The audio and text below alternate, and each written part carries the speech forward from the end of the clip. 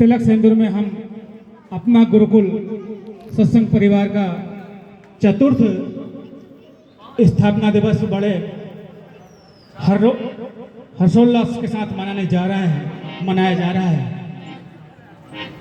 तो इस अवसर पर अपना गुरुकुल परिवार की ओर से मैं सभी सम्मानित सज्जनों से ये विनम्र निवेदन करना चाहता हूँ कि हम जो यहाँ पर उपस्थित होते हैं तो हम थोड़ा समय का विशेष ध्यान रखेंगे।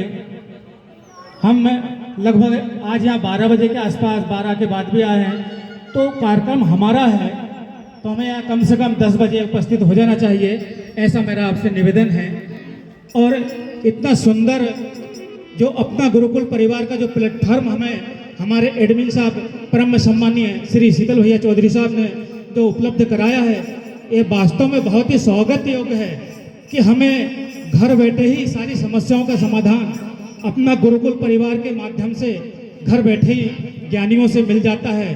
तो कम से कम हम जो हमें सत्संग के माध्यम से, कथाओं के माध्यम से हमें जो अवगत कराते हैं, ज्ञानवर्धक बातें, उनको हम लाइक कर दिया करें, ये भी बहुत बड़ी बात है। लेकिन हम कम से कम उनको लाइक भी नहीं कर पाते हैं, तो ये थोड़ी दुविधा का विषय है।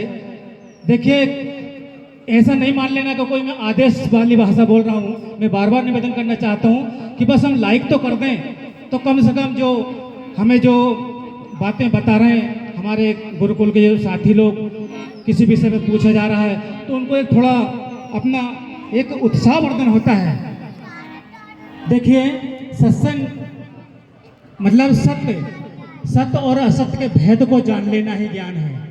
असत्य अर्थात जो नहीं है फिर भी होने का भ्रम देता है, ये असत्य है। जैसे रस्सी में सांप का भ्रम। और सत्य यानी जो अनादि अनंत और सदा के लिए है, वो सत्य है। इसके भेद को जान लेना ही ज्ञान है। देखिए, आज वर्तमान में इस पृथ्वी पर जितने भी स्त्री और पुरुष हैं, वो आज से 200-250 वर्ष पूर्व नहीं थे और आने वाले 200-250 वर्ष आगे भी नहीं रहेंगे। इस बात को लेकर शायद ही हम किसी को संशय हो, और होगा भी नहीं और होना भी नहीं चाहिए, क्योंकि उत्पत्ति, विकास, ह्रास, नाश ये प्रकृति का नियम है, सिद्धांत है। क्योंकि हम कल नहीं थे और आगे हम नहीं रहेंगे, तो जो बीच में जो आदि और अंत में जो नहीं है वो बीच में कैसे हो सकते हैं हम। तो बस हमारा जो कर्ता भाव है यही हमें होने का एहसास दिलाता है। तो हमारा जो स्थूल शरीर जो अध्यास के कारण यहाँ दिख रहा है, ये हम नहीं हैं। हम शुद्ध बुद्ध चेतन स्वरूप, अजर अमर अविनाशी शुद्ध चेतन है, मल से रहित है। मन बुद्धि चित्त अहंकार के कारण जो हमने ओढ़ रखे हैं, बस इसी के कारण हम हमारा जो शुद्ध बुद्ध चेतन उसको विस्मृत हो गए हैं। तो हम सभी बड़े सौभाग्यशाली हैं कि जो हमें परमात्मा की सबसे उत्तम वो श्रेष्ठ कृति, ये देव दुर्लभ मनुष्य तन मिला है। और मनुष्य तन मिलने के साथ साथ हमें सबसे बहुमूल्य अगर कुछ मिला है तो वह है हमारी सांसें और हमारा समय। मनुष्य जीवन में समय और सांसों से ज्यादा कीमती और कुछ है भी नहीं। इसलिए मिले हुए समय का और मिले हुई सांसों का हम सदुपयोग कैसे करें, बस यही तो समझना हमें। और ये हमें बहुत सीमित और अनिश्चित मिला हुआ है। सीमित से मतलब कोई 60 साल, 70 साल, 100 साल, कोई 100 साल से 1-2 साल, 10 साल आगे पीछे हो सकता, कोई बड़ी बात नहीं है। लेकिन एक सीमा बंधन है और अनिश्चितता ऐसी कि अगली सांस भी आएगी या नहीं आएगी, इसकी किसी को नहीं पता। इसलिए हमें मिली हुए समय का सदुपयोग करना चाहिए। इसी उद्देश्य के लिए हमें तो ये मानव तन मिला है। तो मैं कहाँ से आया हूँ, मैं कौन हूँ और कहाँ जाऊँगा, मेरे होने की वजह क्या है, इन सभी उद्देश्य के लिए तो हमें ये देव दुर्लभ मनुष्य तन मिला है। और इसलिए मनुष्य देह की महिमा का गुणगान किया है। अगर हमने समय के रहते हुए ये मनुष्य देह जिस उद्देश्य के लिए मिली है वो उद्देश्य पूरा नहीं किया है, तो ये हानि और नुकसान ये बहुत छोटी चीज है। हमें ये मनुष्य तन मिलना ही व्यर्थ चला जाएगा।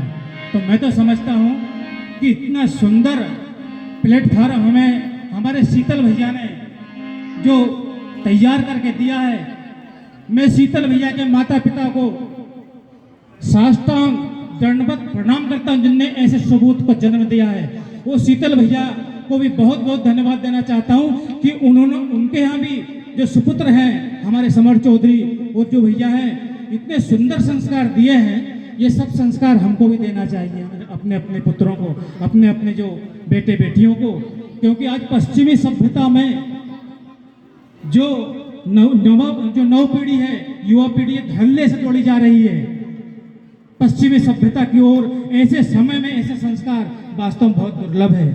तो हमें बात करने की बजाय, देखिए बात करना कोई बड़ी बात नहीं, कोई उपलब्धि नहीं है, बोलना कोई उपलब्धि नहीं है, ज्ञान देने की चीज है ही नहीं, ज्ञान तो लेने की चीज है।